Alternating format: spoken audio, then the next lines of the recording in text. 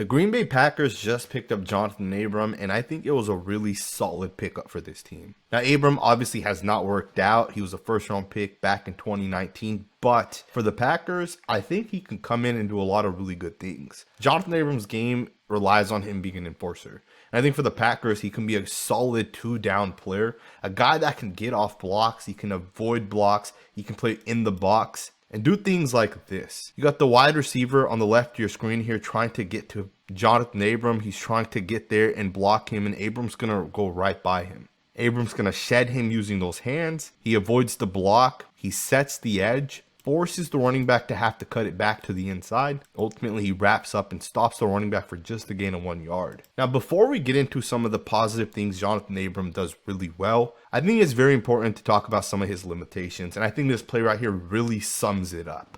Right, you can see Johnathan Abram just isn't very good in coverage. The Raiders are in a cover 3, which means you have the 3 defenders basically splitting the deep third. And Johnathan Abram has the vertical hooks. And as you're going to see, he's in pretty good position. He should be able to theoretically make a play on the football. Like, there's 1 yard of separation between him and this receiver. And the fact that quarterback throws this football is ridiculous. And Johnathan Abram should be able to get the football here. There's no reason why Johnathan Abram should not be able to make a play on the football. And he just doesn't. You see the receivers able to catch the ball and pick up 22 yards on this play. These are some of the limitations that Johnathan Abram has. He's not a true cover guy.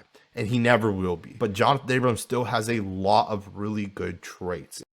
Alrighty guys, jumping right into this film breakdown, if there's a couple of positive things I can say with Johnathan Abram's game, is he's a good processor. When it comes to his mental process, he understands the game of football at a super high level. He's able to make plays like this, where at the top of your screen, he's able to avoid the block, be put into a one-on-one situation with a good playmaker, and he's a sure tackler. He'll get up there and he'll make the play. All right, this is a great play by Johnathan Abram. First and foremost, he does a great job getting his hands on the receiver. He realizes the receiver right there is trying to block him. He's going to shed once he recognizes what the play is. He gets off the block. He finds the ball carrier and he wraps him up. That's a really nice job by Johnathan Abram. Now, in my opinion, I do think Johnathan Abram's one of those football players that recognizes the game at a top tier level, but sometimes the fact he's not very athletic doesn't let him do things that top tier players will be able to do, right? Like, he may read a play and sniff it out, but ultimately not make the play because he's just not that talented from an athletic profile. But he definitely understands the game. He definitely understands things. Take this play as an example. This is 3rd and 6. The Steelers are down by 1 possession. There's over 9 minutes left in the game at this point. Big Ben is going to check it off to his tight end who's running a crossing pattern. And notice where the sticks are right here on the bottom of your screen. And notice how Johnathan Abram's going to recognize that.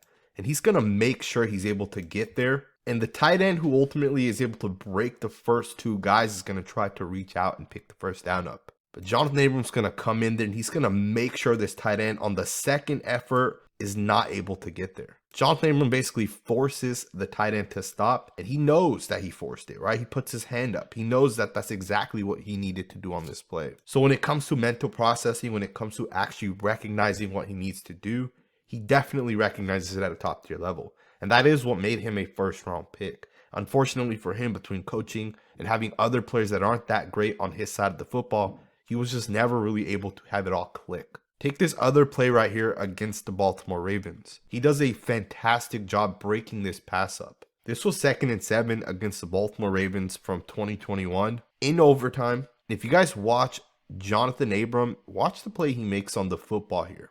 Mark Andrews has a sure first down. Andrews is going to catch the ball, but as he catches the ball, Johnathan Abram comes in and smacks him. Ultimately, he forces the ball to fall incomplete.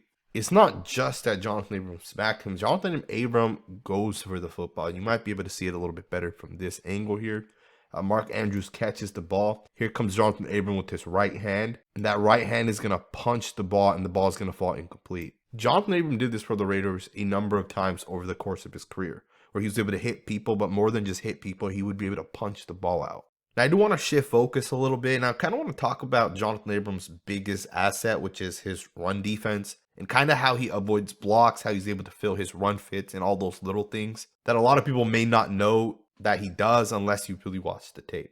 Let's jump right into it with this first rep right here. You're going to see him right here do a great job taking on number 84.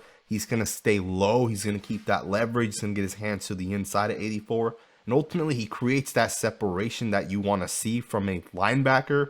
And I know he's not an actual linebacker, but these are some of the things you're likely to see, right? He's able to contain his run fit. And as this play continues, you're going to see the linebacker kind of get physical with him, although the play is over. And Abram, once again, is going to shed the tight end at the very end of this. Nothing major, nothing massive, but you can see that he's able to get off blocks, and I think that is one of his strengths. Now, as we're kind of talking about some of those qualities and traits that Johnathan Abram has, check this play out right here and watch how he avoids the block. These type of things, in my opinion, are unique, right? The way he kind of moves, the way he kind of avoids the block doesn't make the play, right? But let's back this up here a little bit. You're going to see Johnathan Abram here, and you have an offensive lineman here coming out to block him. Abram's going to take steps forward, but he's going to stop himself. And he's going to take a couple steps back, and you see the offensive lineman just flat out whiff on Abram. That's a really nice job to avoid the block. Generally speaking, corners and safeties are much smaller than offensive linemen, so instead of always trying to get physical,